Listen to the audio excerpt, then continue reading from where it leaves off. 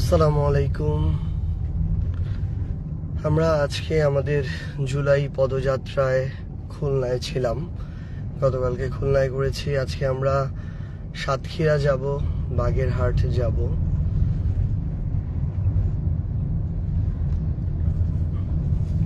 এই মুহূর্তে আমরা খুলনার ঐতিহ্যবাহী এবং বিখ্যাত যে আমাদের সেতুটি খান জাহান আলী সেতু, যেটাকে লোকালি রূপসা সেতু বলে, সেই রূপসা সেতুর এখানে আছি। আমরা রূপসা সেতু পার হচ্ছি। একটা বিষয় নিয়ে আসলে আমরা সকাল থেকে আমি যখন হাঁটছিলাম, একটা বিষয় মাথায় কাজ করছিল।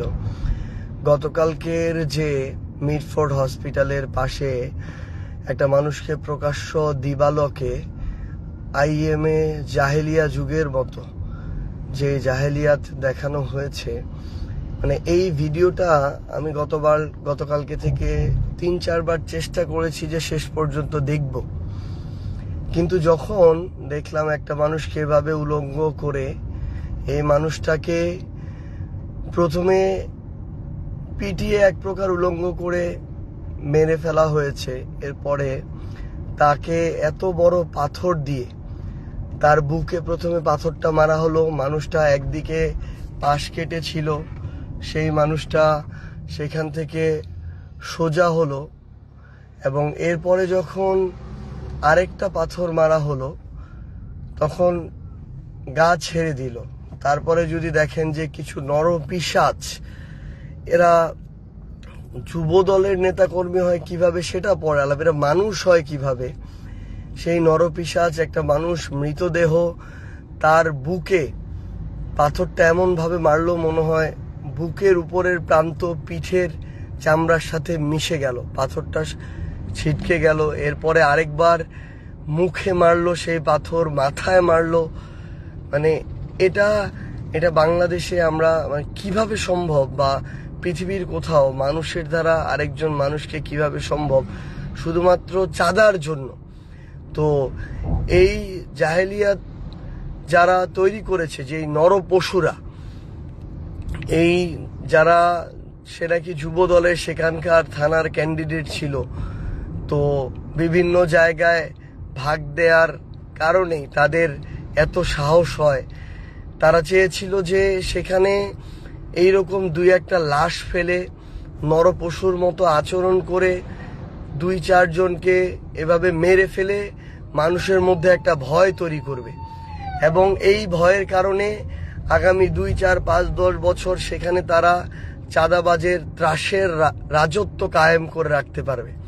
এটা ছিল তাদের সুপ্ত একটা বাসনা। যে গতকালকে যদি সারা দেশের মানুষ, বিভিন্ন বিশ্ববিদ্যালয়ের শিক্ষার্থীরা তাদের জায়গা থেকে ক্ষোভে প্রতিবাদে ফেটে না পড়তো, এই একটা লাশ ফেলে তারা আগামী বছরের পর বছর সেখানে চাঁদাবাজের রাজত্ব কায়েম করে রাখতো। মানুষ নিজের জীবন বাঁচানোর জন্য হলেও, নিজের পরিবার বাঁচানোর জন্য হলেও কোনো কিছু যদি বিক্রি করে দিয়ে চাঁদা দেওয়ার প্রয়োজন হতো, মানুষ সেটাই করত।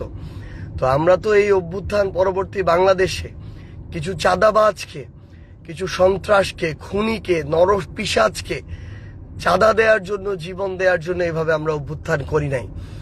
এখন আমরা যারা বাংলাদেশের মানুষ আছি, আমরা যারা নিজেদেরকে সাধারণ জনগণ মনে করি, কোনো দলের মনে করি না, আমাদের অনেক বড় একটা দায়িত্ব আছে। আমরা যদি এত বড় একটা ঘটনা ঘটে যাওয়ার পরে আমরা যদি চুপ থাকি, নিজেদের প্রতিবাদটুকু না জানাই, রাস্তায় নেমে হোক, সোশ্যাল মিডিয়ায় হোক, যে কোনোভাবে হোক, আমরা যদি এই প্রতিবাদটুকু না জানাই, এটা হতে থাকবে, এটা বাড়তে থাকবে। এইটুকু মনে রাখবেন, শেখ হাসিনা এমনি এমনি শেখ হাসিনা হয়ে উঠেনি। আমরা অধিকাংশ নীরব দর্শক ছিলাম বলেই শেখ হাসিনা হয়ে উঠেছে। কিন্তু যখন আমরা রাস্তায় নেমেছি, প্রতিবাদ করতে শুরু করেছি, তখন কিন্তু শেখ হাসিনার যে সাম্রাজ্য, সেই সাম্রাজ্যের ভিত কেঁপে উঠেছে। তো আমাদের এখনই যেন আমরা কাউকে আবার স্বৈর শাসক হওয়ার পথ তৈরি করে না দেই, কারো অন্যায়ের বিপক্ষে চুপ না থাকি, সুশীলতা না দেখাই।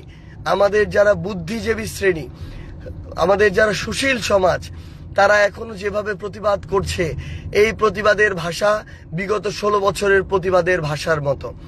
আমরা এখন দেখছি আমাদের যত ধরনের প্রতিবাদ আমরা দেখি সোশ্যাল মিডিয়ায় হচ্ছে, কিন্তু আমাদের যারা মেইন স্ট্রিম মিডিয়া, আমরা অবাক হয়েছি।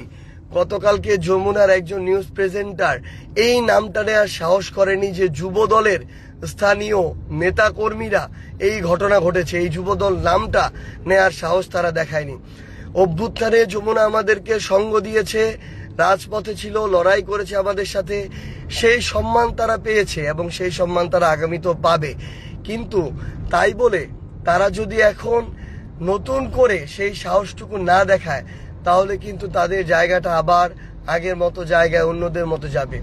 আমরা তাদেরকে দাবি নিয়ে বলতে পারি বলে বললাম, আমরা অন্যদেরকেও বলছি, মেইন স্ট্রিম মিডিয়া আপনারা যারা আছেন, সত্য ঘটনা সত্য করে সবার সামনে তুলে ধরার মতো সৎ সাহসটা আপনারা দেখান।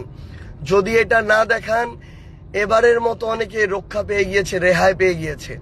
আগামীতে যদি আবার যেই বিপ্লব যদি হয়, তাহলে এই রেহাইটা আর কেউ পাবে না। আমরা সাধারণ জনগণকেও একটা কথা বলি, গতকালকে যে বিষয়টা আমাকে আরেকটা ব্যথিত করেছে, আশেপাশে অনেক মানুষ ছিল, যেই মানুষগুলো তাকিয়ে এই যুব দলের কিছু নেতাকর্মী, কিছু নরপিশাচের এই হত্যাযজ্ঞ দাঁড়িয়ে দেখেছে, কিন্তু প্রতিবাদ করার সাহসটুকু অনেকেই দেখায়নি যে আমি যদি প্রতিবাদ করি আমার না কোনো সমস্যা হয়ে যায়। এই চিন্তা কিন্তু এরকম ধরনের চিন্তা আমরা আওয়ামী আমলেও লালন করেছিলাম। ওই চিন্তা লালন করলে আজ দেশ ফ্যাসিবাদ মুক্ত হতো না, কিংবা আজ দেশ অন্তত শেখ হাসিনার কবল থেকে মুক্তি পেত না, যদিও এখনো ফ্যাসিবাদ থেকে পূর্ণ মুক্তি পায়নি।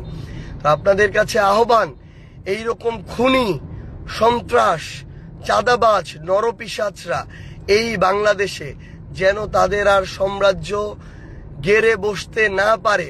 সে যুবদল হোক, ছাত্রদল হোক, বিএনপির যত বড় নেতা হোক, বাংলাদেশের যেই প্রান্তেই হোক না কেন, কেউই এখনো হাসিনার চেয়ে বড় নেতা হয়ে ওঠেনি।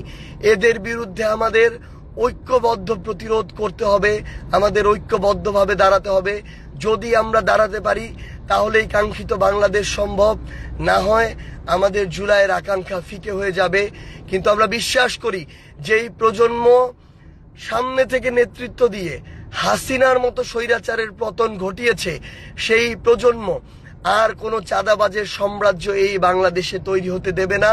তারা গতকালকে থেকে বাংলাদেশের বিশ্ববিদ্যালয়গুলোতে যেভাবে রাজপথে নেমে প্রতিবাদ জানিয়েছে, এবং আমরা বিশ্বাস করি আজকেও বাংলাদেশের সকল স্কুল, কলেজ, বিশ্ববিদ্যালয়ে এই চাঁদাবাজির বিরুদ্ধে, এই নরপিশাচদের বিরুদ্ধে এই প্রতিবাদের বার্তা জারি থাকবে, এবং আমরা ঐক্যবদ্ধভাবে বাংলাদেশ থেকে